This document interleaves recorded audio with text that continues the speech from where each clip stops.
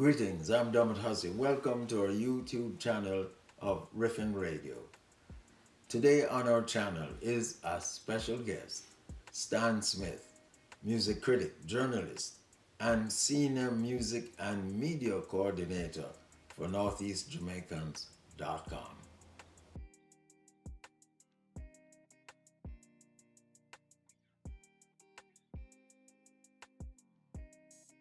Welcome, Stan. Good to see you, man.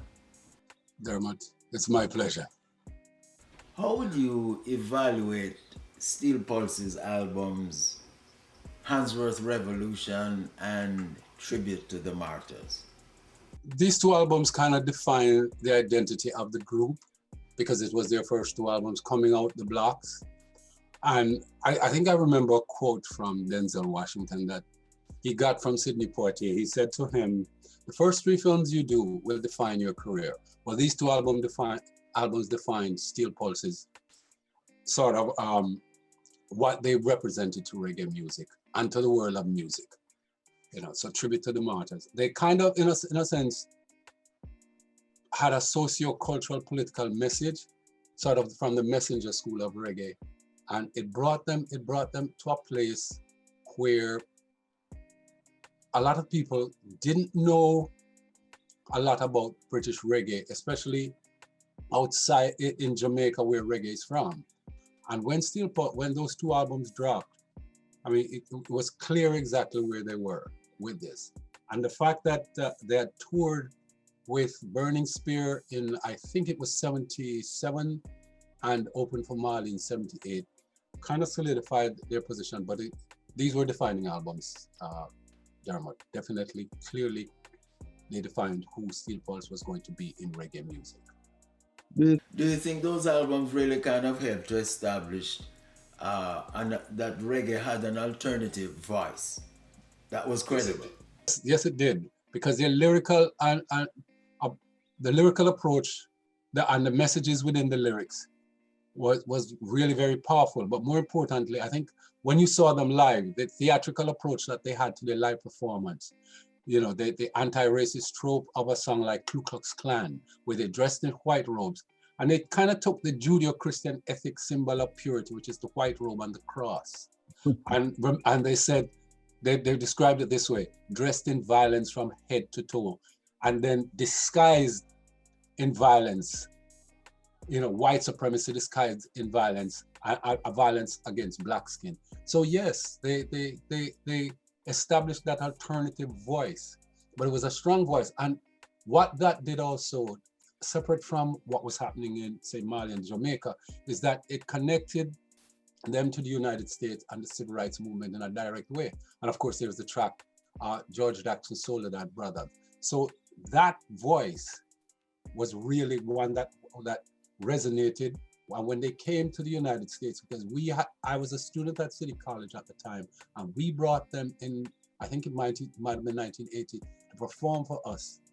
And the African Americans that were on the campus were really taken by them. So they did, as reggae artists, their message and establishing their alternative voice as a valid alternative voice was something great. And remember, despite the fact that you had the message school of reggae, where there was Marley and Tosh and Third World and Burning Spear going on, you also had another form of reggae that was breaking, at least on the East Coast where I was.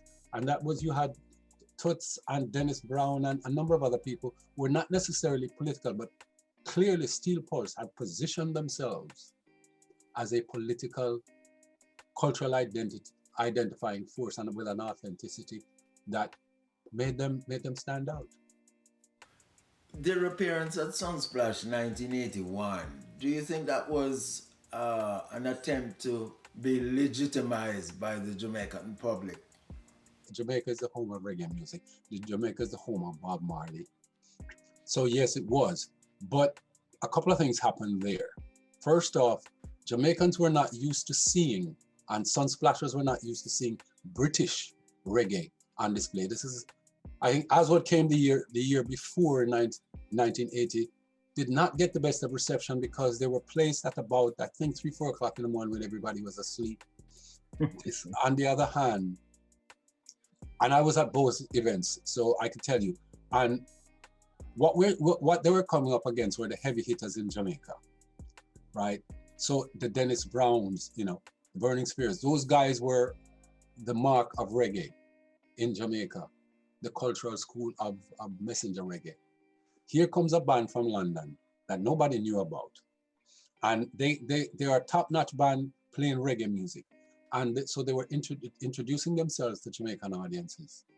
And at the same time, I think what was instructive about it was that they did it in such a fashion, because Jamaica was not playing a lot of Steel Pulse music. So the audience was unfamiliar with it. So if they went in there, they had to put on a top-notch A1 show in order to get Jamaican audiences. And I spoke to for this, I decided to do some research, and I spoke to Dennis Thompson yesterday. And he said to me, listen, the first 3 tunes, the audience did not come. But after they got to Ku Klux Klan and moved forward, and the theatrics of the way David dressed and how they played it out on stage, they had the audience. So they definitely made their mark. And like I said, it's a two-way flow. They legitimized themselves with Jamaican audiences, and Jamaican audiences got familiar with British reggae coming in full steam.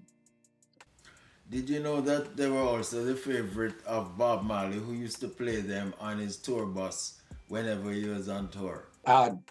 Dennis reminded me of that, because I'll relate a story that he gave me.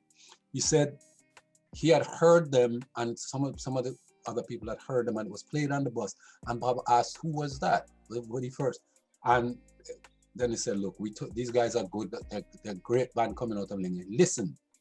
And he asked for them to come on tour, to open for him. He extended the invitation. So that's how good he thought they were. So I'm not surprised to hear that from you at all, Dermot, that Bob would listen to them and Bob liked them. Where do you see Steel Pulse today? I think they've gone through a number of transitions, musically and personnel-wise. And I think their sound is a little bit different, and they have adapted with new musicians, obviously, because when they first came to Jamaica, the core was Ron McQueen, Stephen McQueen, Fonso Martin, Basil Gabadon, David, and I forgot the drummer's name. Selwyn Brown, and the drummer Steve Nesmith, who has since passed. They've gone through several permutations since then, and their sound has changed. But I'll tell you one thing for sure. Here at the East Coast, where I am, I remember going to a concert at the 930 Club at DC. And I was standing in the press section, and there was a lady with a young daughter, couldn't have been more than 17. And by the way, looking across the audience, it was a multicultural audience. And I looked across, and one thing that struck me, the audience that was there, they were all my daughter's age. It was Asian American, African American, whites, Caribbeans. And it struck me, but what was more instructive to me is the young miss beside me, the lady who was there, her daughter was singing along with David Hines. And David came over and he saw me and he kind of saluted. So she realized David knew me. And I said to the mother, how did your daughter know all of Steel Pulse songs? And she said to me, from the days of the cassette, in my stomach, she was listening to Steel Pulse and she has not stopped.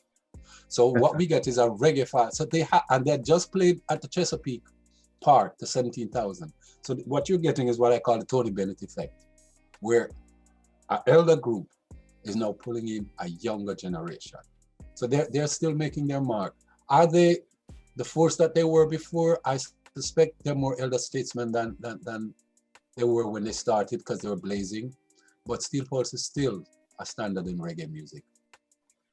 Thanks, Stan. Good to see you, man. And to share your wisdom.